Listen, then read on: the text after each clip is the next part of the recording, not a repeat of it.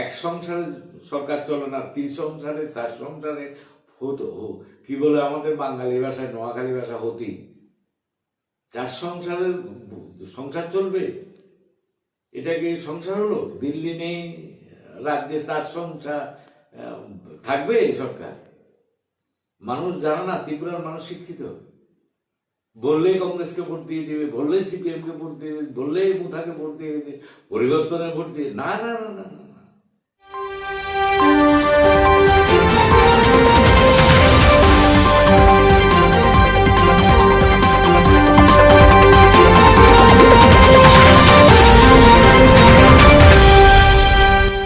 আমরা সাপকতার পক্ষ থেকে এসেছি। আজকে রাজ্য রাজনীতিতে পুরো রাজ্যব্যাপী বিজেপি মনোনীত প্রার্থীদের জয়ী করার জন্য প্রত্যেকটি জায়গাতে যেভাবে প্রচার সজ্জা, পাশাপাশি বিরোধী দলদের ভূমিকা, পাশাপাশি সবকিছু মিলিয়ে জনগণের রায়, গণদেবতাদের একেবারে উৎসবের মেজাজে যেই নির্বাচনের যে দিনক্ষণ এগিয়ে আসছে, সেই দিনক্ষণে সারা রাজ্যের সাথে তাল মিলিয়ে বিলোনিয়া বিধানসভা কেন্দ্রে বিজেপি মনোনীত প্রার্থী হিসেবে গৌতম সরকার মহোদয় কতটুকু আশাবাদী এবং সেক্ষেত্রে বিরোধী দলের ভূমিকা কি, বিরোধী দল কতটুকু এগিয়ে আছে, কিংবা উনি কতটুকু জয় নিয়ে নিশ্চিত, সে বিষয়ে ওনার সাথে একটু বার্তালাপ করে নেব। আমরা এখন ওনার সাথে একটু কথা বলে নিচ্ছি। স্যার, আপনি নতুন মুখ হিসেবে বিজেপি মনোনীত প্রার্থী হিসেবে নির্বাচিত হয়েছেন। আপনার জয় নিয়ে কিংবা বিরোধী দলের ভূমিকা নিয়ে কতটুকু আপনি জয় নিয়ে নিশ্চিত, কিংবা বিরোধী দলের ভূমিকা কি, এই বিষয়ে আপনি কি বলবেন? প্রথমে সাপকতাকে আমার প্রণাম জানাই। নতুন মুখ তো নাই, হয়তোবা নির্বাচনে আমি প্রতিদ্বন্দ্বিতা করিনি, কিন্তু আমি এই শহরের প্রত্যেকটা ঘরের ছেলে, এই শহরের প্রত্যেকটা অভিভাবক, আমার প্রাণের মন্দিরে ওনাদেরকে আমি প্রণাম জানাই। আমার লোকে আত্মার সম্পর্ক, তাই প্রার্থী হয়েছি মানে আমি নতুন মুখ না, আমি শহরের পুরান লোকে। 42-43 বছর বয়সে একদম হচ্ছে আমার রাজনৈতিক অভিজ্ঞতা। সেই অনুসারে আমার একটা বিশ্বাস, বিলোনিয়া অভিভাবক, বন্ধু বান্ধব, বান্ধবী, বৌদিমণি, দাদা ভাই, সবার প্রতি আমার একটা বিশ্বাস। দিল্লি ভারতীয় জনতা পার্টি, রাজ্যে ভারতীয় জনতা পার্টি যে উন্নয়ন করেছে আর যে উন্নয়ন করবে ওনারা, এটা জিতা তো, এটা কতটুকু বিশ্বাস যে সব পার্টি বলবে আমি জিতবো, আমি 100% বলবো না, আমি এতটুকুই বলবো আমরা 10,000 ভোটে জিতবো। মানে বিলোনিয়া কেন্দ্রে আপনি 10,000 ভোটে জিতবো, এতটুকু নিশ্চিত? আমার লক্ষ্য এটা। ভোটারদের পক্ষ থেকে, নতুন ভোটার কিংবা পুরনো ভোটারদের কিংবা বয়োজ্যেষ্ঠ লোকদের থেকে কতটুকু সাড়া পাচ্ছেন, কেমন সাড়া পাচ্ছেন? আপ্লুত সাধারণ মানুষ আমাকে যখন পায়, আমি যখন বাড়ি বাড়ি যাই, তখন আমার অভিভাবক, অভিভাবিকা, আমার বন্ধু বান্ধব, দীর্ঘদিনের সাথী, তো তারা খুব আনন্দিত। অনেকে চোখে দিয়ে জল চলে আসে আমাকে দেখে, কারণ এত আনন্দ, আনন্দের জল। আমিও অনেক সময় চোখে দিয়ে জল পড়ে যায় ওদের কান্না দেখে। ওরা বলেছে আমার ছেলে আমাদের কাজের লোক, মানে খুবই আন্তরিক, খুব আন্তরিকতা, খুব আন্তরিক। পাশাপাশি মহিলা ভোটারদের তরফ থেকে আপনি ওটা তো আরো বেশি, মনে হয় যেন ভাই বোন, ভাই এসেছে বোনের কাছে রাখি বলার জন্য, এরকম একটা অবস্থা, পরিস্থিতি। উৎসব, মনে হয় যেন উৎসব হবে, রাখির উৎসব, আনন্দের উৎসব। ভোট তো পবিত্র, ভোট, ভোট হচ্ছে উৎসবের। এই প্রথম বিলোনিয়ার মানুষ কোনো বোমের আওয়াজ ছাড়া, গুলির আওয়াজ ছাড়া, রক্তপাত ছাড়া নির্বিঘ্নে প্রচার চলছে। এটাই চেয়েছে মানুষ, এটা দিয়ে ভোট হবে, এটা দিয়ে 10,000 ভোটে জিতব। আপনার প্রতিদ্বন্দ্বী হিসেবে অপরপক্ষে যারা রয়েছেন, এর মধ্যে সিপিআইএম প্রার্থী হিসেবে দীপঙ্কর সেনের ভূমিকা, কিংবা আদার্স যে পার্টি থেকে ওনারা রয়েছেন, ওনাদের ভূমিকা কি, কি দেখছেন? মানুষ বলবে এটা ভূমিকা, ওদের ভূমিকা। দীর্ঘকাল পলিটিক্স ওরাও করেছে, ওদের পলিটিক্স ছিল লাঠি, ওদের পলিটিক্স ছিল দাঙ্গা, ওদের পলিটিক্স ছিল হিংসা, ওদের পলিটিক্স ছিল রাজনৈতিক বিভাজন, আর আমাদের রাজনীতি হচ্ছে, আমাদের পলিটিক্স হচ্ছে জনসেবা, আমাদের পলিটিক্স ভাতে পদ্ম, আমাদের পলিটিক্স মুখে মিষ্টি, আমাদের পলিটিক্স মাথায় বরফ, আমাদের পলিটিক্স বুকের মধ্যে জোয়ালা আর মনের মধ্যে শান্তি।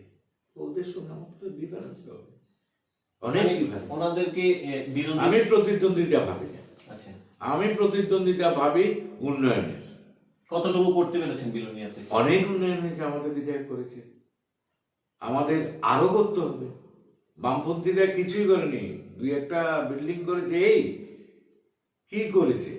একটা হসপিটাল ভালোভাবে করতে পারেনি, একটা রেল কানেক্টিভিটি করতে পারেনি।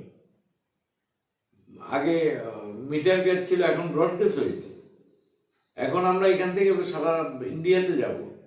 এটা বামপন্থীরা কোনোদিন ভেবেছে? 35 বছর রাজনীতি করেছে, শুধু কান ধরে উঠা আর বসাও কংগ্রেসকে, ব্ল্যাকমেলিং করে শুধু পয়সা হলো হয়েছে, পার্টি পয়সা হলো হয়েছে, এই তো করেছে। আর চীনের দালালি করেছে, এরা দালাল। মানুষ জানে, বিলিয়নিয়ার মানুষ শিক্ষিত ভাই, এরা রাষ্ট্রবাদী না, এরা চীনবাদী সন্ত্রাসী দল। ওইখান থেকে আলাদ করে এখানে আসছে, ওইখান থেকে এখন ফান্ডিং আসছে, যাতে এই উত্তর পূর্বাঞ্চলটা যাতে চীনের দখলে চলে যায়। এরা চীনের কি বলে জাসুসি, এরা দেশের শত্রু, দশের শত্রু, জনগণের শত্রু, রাষ্ট্রের শত্রু। এরা কি মানুষের কাছে যাবে? আমি সমস্ত বিবেকবান মানুষের কাছে আবেদন রাখি, এখন দেশ ঐক্যবদ্ধ হতো, এখন দেশ সুরক্ষিত, এখন দেশ পৃথিবী সবার উপরে উঠছে, এখন 50 স্থানে চলে যাচ্ছে অর্থনৈতিকভাবে। আর বেশি দেরি নেই, মোদি ইয়ার পরে যখন আসবে, 24-এর পরে যখন আসবে, 24, 25, 26, 27, 28, 29, 30-এ ভারত আবার জগৎ সভার শ্রেষ্ঠ আসন হবে। লেখে রাখুন, এটা বলে দিলাম। আর বামপন্থীরা যদি থাকতো, দেশটাই চলে যেত চীনের হাতে। এরা ভেবেছিল আর তো কেউ আসবে না, পার্টি কোনোদিন আসবে না, অন্য পার্টি আর আসতে পারবে না, এরকম একটা ভাবধারায় তারা পলিটিক্স করেছে।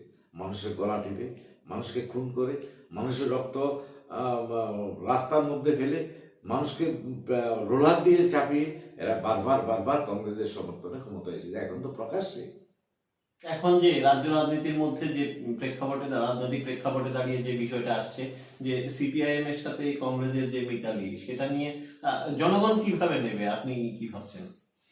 আগে তো অ্যাকচুয়ালি ত্রিপুরার মানুষ খুব বিশ্বাস করেছে কংগ্রেসকে, মনে মনে ভাবতো, এই যে দিল্লিতে এসে বলতো লিডাররা যে উপরে দোস্তি নিচে কুস্তি, বিশ্বাস করতো না, কংগ্রেসকে বিশ্বাস করতো। একটা সময় তো আমরা দীর্ঘ লাইফটাই কংগ্রেস করেছি, আমরা ভগবান মনে করেছিলাম কংগ্রেসকে। বামপন্থীদের কাছ থেকে আমাদেরকে উদ্ধার করার জন্য, স্বাধীনতা দেওয়ার জন্য আজকে যারা বড় বড় কথা বলছে, ইনকলাব জিন্দাবাদ, কংগ্রেস জিন্দাবাদ, আবার কোনো সময় বন্দে মাতরম, ইনকলাব জিন্দাবাদ, যুগ যুগ দিও, যুগ যুগ দিও, এই যে করছে, এদের কাছে আমার প্রশ্ন, সাউথে হাজার হাজার মানুষ অত্যাচারিত হয়েছে, তখন কেন লেলিয়ে দিয়েছে? কম করে হলো সাউথে 200 খুন হয়েছে। এই কংগ্রেস সিপিএম এর